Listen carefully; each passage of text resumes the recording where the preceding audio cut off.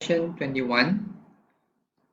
The speed of sound in a medium V is equals to F lambda. So making F as the subject, we got F equals to V over lambda. So the graph of F against lambda is a reciprocal graph. So these two cannot be the answer. So if F equals to V over lambda, so for a particular value of lambda, so let's say we take this one particular value of lambda for both of the graph. If we go up and see, the value for F is larger for string than for air.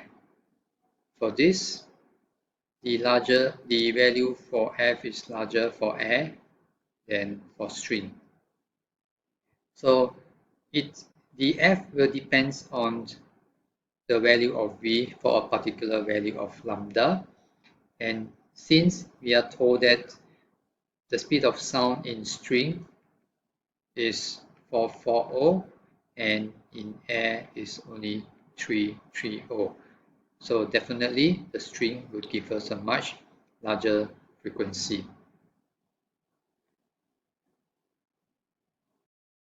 Question 22.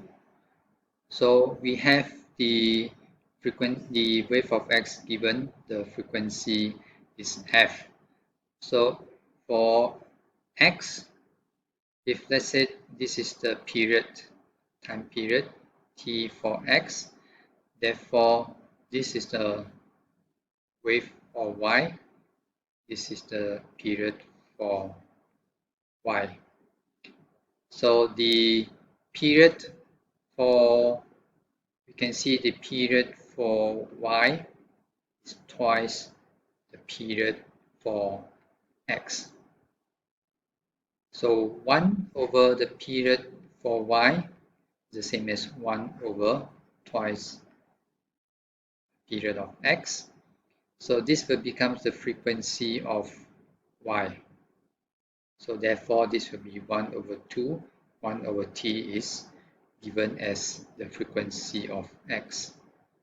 So Fy is half, is either this or this. And the amplitude of y, as we can see, is also twice larger than the amplitude of x. So it must be this answer.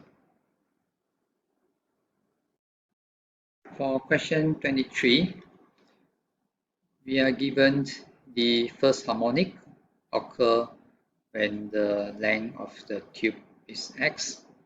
So if we were to draw the pattern, okay, for the first harmonic, it will look something like this, where we will have usually the end correction c, the length is c, and this is the length of the tube x.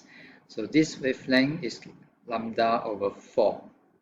So it is equals to x plus c. When it comes to the second harmonic, the length of tube is y, and again we must have the same end correction c. So the pattern for the wave in the second harmonic, okay, we will have something like this, and this come out a bit here, and this one will be like this, and come out like this here. All right, so this is 3/4 of a lambda, 3 lambda over 4, and it is equals to y plus c.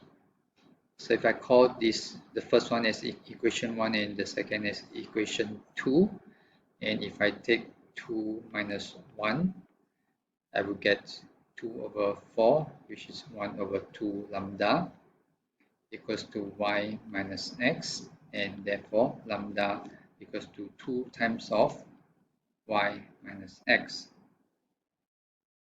24. This is the Doppler effect for a source moving towards the observer. So the observed frequency will then be the speed of sound in air over the speed of sound in air minus the speed of source moving, and the frequency emitted. So the observed frequency is 1500. The speed of sound in air is 330 meter per second. So this is also 330 meter per second. The speed of source moving is what we want to find, and the emitted frequency is 1000. So from here, we can find what is Vs, which is 110. Question 25. So the distant stars is a black body emitter. So black body emitter emits all the frequency of electromagnetic radiation. So it has all the range of EM wave. So the one with the largest intensity will have the wavelength of around 150 nanometer. So to see what is the wave for this wavelength, we look at the table which I usually ask students to memorize. So we start off with the visible light. So the visible light, this is the violet, 400 nanometer, and the red, 700 nanometer. So the end of the violet will have a value of 10 nanometer, and the end for the infrared and the microwave will have a value of 10 centimeter. So 150 nanometer will falls under the ultraviolet region. All right, so the answer is C. For question 26, so the stationary wave is formed by two progressive waves. Let's say this is one of the progressive wave moving here, and we have another progressive wave moving like this, and eventually we get both of them forming the stationary wave, which we can represent with this diagram here. Okay. So this is the not region where the particle is not moving. So definitely no displacement is not the anti-knot, it should be the knot. And the particle at this region will oscillate up to the maximum amplitude of here, whereas the particle at this point will oscillate up to the maximum amplitude of here, and the particle at here will go up to the maximum. So at different position, we have the particle having a different amplitude. So the amplitude of stationary wave is not constant, whereas the amplitude for progressive wave. Okay, so for this progressive wave, the particle always oscillates up and down at the maximum amplitude at one particular amplitude. So this also cannot be the answer. And the wavelength of stationary wave is equal to, from 1 knot to 1 knot is not the wavelength, it's only half a wavelength. It should be from here to 1 knot and then to another knot. So for two consecutive knots. And all particles between two adjacent knots oscillate in phase. So between these two knots, so when it is moving up, all will be moving up. When it's moving down, all will be moving down. So between the two knots. So the answer is A. Question 27. So if we see diffraction, the diffraction will be obvious when the wavelength is almost equal to the gap. So let's say this is the wavelength and this is the gap. Then we will get very obvious diffraction pattern like this. But if the wavelength is very small compared to the gap, so this is the gap and the wavelength is very small only, okay, we will not see a very obvious diffraction pattern. Okay, something like this, not obvious. So a doorway, okay, if you think of your house door or your bedroom door, so the width of the door is, let's say roughly, we take it approximately 1 meter. So if this separation here is 1 meter, so any wavelength that is almost have a wavelength of 1 meter should give obvious diffraction. Now we check the wavelength for each of these. For ultraviolet wave, so it is in a range of nanometer, very small, so it's not possible 1 meter. Visible light also is in the range of nanometer, 400 to 700 nanometer. X-ray is even smaller.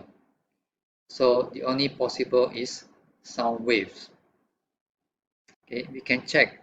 So the normal speed of sound in air is, let's say we take it as 330 meter per second. So using V equals to F lambda. So a typical sound frequency, okay, which might be 300 hertz, okay, a typical one, or even smaller than that. Let's say 200 hertz. Okay, our human voice is around 100 hertz like that, and multiply by the lambda. So this will give a value of lambda around 1.65 meter. Okay, so approximately 1 meter. So that is the only possible answer. Question 28. So as the microphone is moved along this path here, so there is a constructive and destructive interference observed. So the destructive interference is the position or the point where there is no sound. And the condition for the interference, constructive or destructive, is that it must be coherent. And coherent means we have a constant phase difference. Right. So it is not that they must be in phase. Okay, constant phase difference. For example, if the wave from the speaker 1 is different by 45 degrees in phase with the wave from speaker 2, then they always maintain the 45-degree difference in phase. So that's a constant phase difference, and we will get the interference. Alright, so in phase means it's just one of the possibility of the constant phase difference. So this is not a necessary condition. Alright, we look at the amplitude. They must be similar. So for it to cancel off to get a destructive interference, so this amplitude and this amplitude, when they combine, must be 0. So it must be the same amplitude. They must have the same frequency, otherwise they will run out of phase, okay, very quickly. And they must have the same wavelength. If the frequency is constant, the speed of sound in air is constant, then the wavelength must also be constant.